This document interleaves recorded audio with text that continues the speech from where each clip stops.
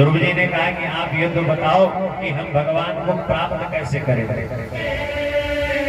अब सोचो क्या ध्रुव जी ऐसे हैं जो भगवान को प्राप्त करना चाहते हैं। हम और अब साहब जो लोग हैं हम सब इसी राह में बैठे कि कब भगवान हमें मिल जाए। सब भगवान को प्राप्त करना चाहते हैं। ध्रुव जी ने बार बार अपनी माता से पूछा कि आप ये बताओ भगवान हमें मिलेंगे कैसे। माता जी ने बताया कि मंत्रों से जैसे सप्त सिंधु आ जाते एक कलश में है, त्यों ही भावना विमल हो तो भगवान भक्त के वश में है। जिस प्रकार से पहले दिन देखा था कलश यात्रा हुई कि नहीं, अब उस कलश यात्रा के पश्चात जो मंत्र बोले गए उनसे ये स्थापना हो गई कि इस कलश में 7 समुद्रों का जल और भरा कहां से, पांचाल घाट से। तो ये क्या है, ये हमारी श्रद्धा है और भावना है कि मंत्रों के दम पर आज सप्त सागरों के जल को हमने एक कलश के अंदर भर दिया। त्यों ही अगर हमारी भावना अच्छी है तो भगवान को भी हम अपने वश में कर सकते हैं। माता जी ने कहा कि वैसे तो वेदों में पुराणों में विभिन्न प्रकार की वस्तुओं के बारे में बताया गया है, यम नियम संयम प्राणायाम प्रत्याहार के बारे में बताया गया, लेकिन हमारे हिसाब से जो सबसे सरल चीजें हैं वो केवल 2 हैं जिनके द्वारा आप भगवान को प्राप्त कर सकते हैं। वैसे तो भगवान को प्राप्त करने के बहुत सारे रास्ते हैं, आप जैसे चाहें वैसे भगवान को प्राप्त करें, लेकिन मुख्यतः भगवान को प्राप्त करने के 2 रास्ते हैं जो आज सुनीति ने अपने बेटे ध्रुव को बताया। वो रास्ते पता कौन कौन से हैं? पहले विश्वास सहित आशा।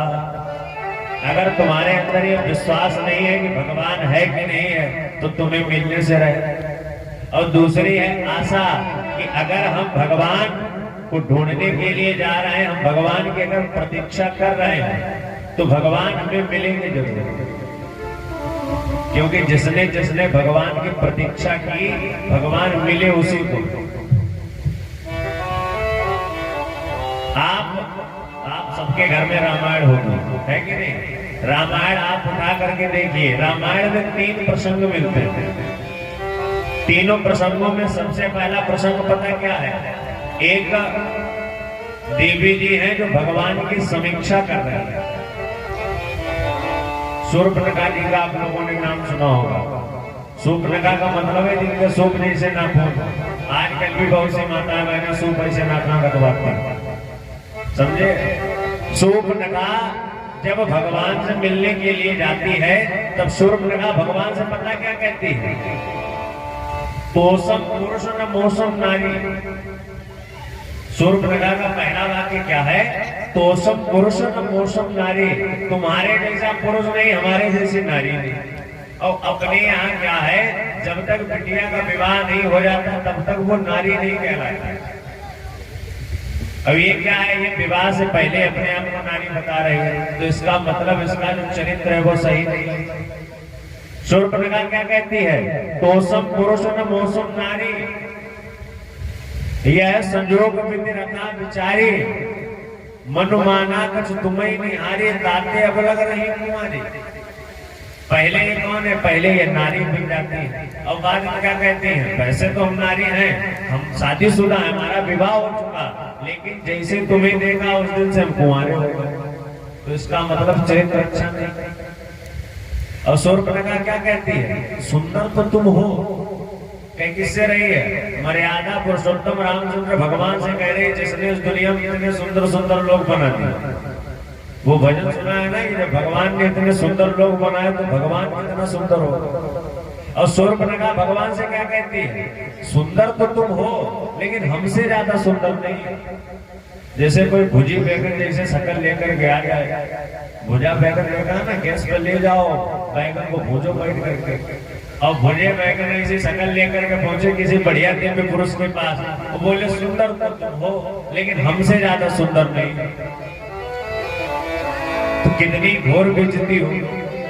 शूर्पणखा क्या कहती है? शूर्पणखा भगवान के पास जाती है और भगवान के साथ अपनी सुंदरता की समीक्षा करती है। परिणाम आप सबको पता है कि किस प्रकार से लक्ष्मण जी ने नाक कान उड़ा दिए। ये तो रहा पहला प्रसंग। और दूसरा प्रसंग कल रात्रि में आप लोगों ने सुना था। सती जी क्या करती हैं? सती कीन सीता कृत वेशा। सती जी, आप लोगों ने रात्रि में सुने ना सती चरित्र। सती जी राम भगवान की परीक्षा लेने के लिए जाते हैं। इसका भी परिणाम आप लोगों ने समझ लिया कि अगर आप भगवान की परीक्षा लेंगे तो अपने पूरे संसार से आप हाथ धो बैठे। सती जी ने क्या किया? भगवान की परीक्षा ली, अंततो गत्ता योग अग्नि में जल करके अपने देह का परित्याग कर दिया। ये तो रहा दूसरा प्रसंग। पहला क्या? समीक्षा, और दूसरी का परीक्षा। और तीसरा प्रसंग आता है सबरी जी का। सबरी जी क्या करती हैं? सबरी जी कि आज उम्र बहुत हो चुकी है, लेकिन अपने ऋषि जो उनके गुरु हैं जिनका नाम है मतंग ऋषि, उन्होंने कहा था कि तुम भगवान की प्रतीक्षा करना, एक ना एक दिन वो राम तुम्हें मिलेंगे अवश्य कर। तो सोचो, इन सबसे बड़ी अगर कोई हमारे रामायण में देवी कही जाती है वो सबरी है कि नहीं? जबकि सबरी जाति की भी अच्छी नहीं, रूप की भी अच्छी नहीं, बातों की भी अच्छी नहीं, किसी प्रकार का कोई गुण नहीं है सबरी में, लेकिन सबरी के अंदर भगवान के प्रति भक्ति। सबरी ने कहा चाहे कितने भी दिन वर्ष व्यतीत हो जाएं, लेकिन मैं भगवान की हमेशा प्रतीक्षा करता। अब वर्ष व्यतीत हो गए और सबरी हमेशा रोज सुबह झाड़ू लेकर के पूरा मामला साफ करती हैं, उस पर बढ़िया दिव्य दिव्य सुंदर पुष्प बिछाती हैं। ऐसा करते करते लाखों वर्ष व्यतीत हो गए, तब जाकर के राम मिले। रोज सुबह पुष्प बिछाती है और शाम को फिर उन पुष्पों को उठा लाती है। अगले दिन पुनः नए नए पुष्पों को तोड़ करके रास्ते में बिछाती है कि आज नहीं तो कल, आज नहीं तो कल, आज नहीं तो कल हमारे राम आएंगे अवश्य। और फूलों को बिछाते हुए सबरी मैया हमेशा भगवान को याद करती हैं। रामा रामा रटते रटते बीते रे उमरिया,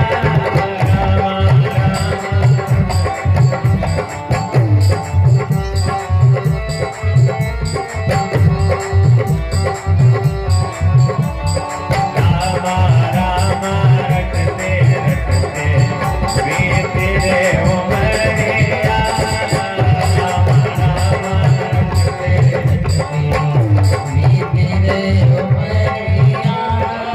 रघुकुल नंदन कब आओगे, रघुकुल नंदन कब आओगे, बेलदी की नगरिया, रामा रामा रटते रटते बीते रे उमरिया।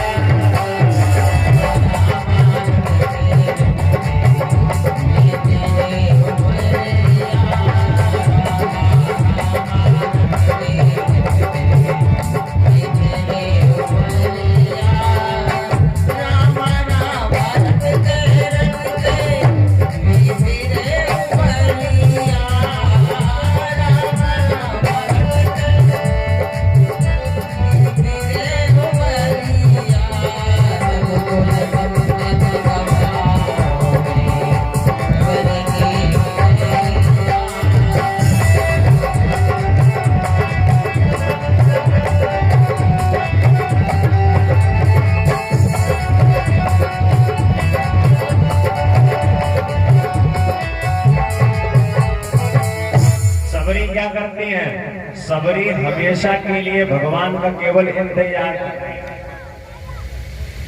हमेशा भगवान का इंतजार करती हैं। तो एक ना एक दिन भगवान जाकर के उन्हें मिलते अवश्य।